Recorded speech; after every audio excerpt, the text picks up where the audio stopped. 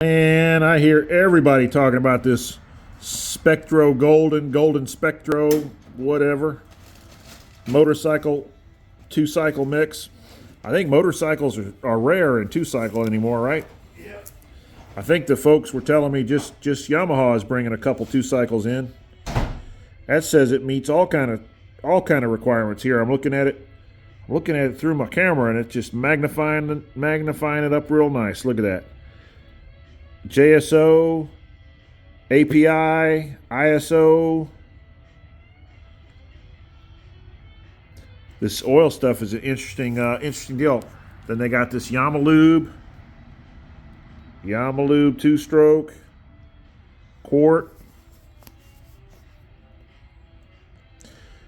Doesn't say so much about so many certifications on that one, does it?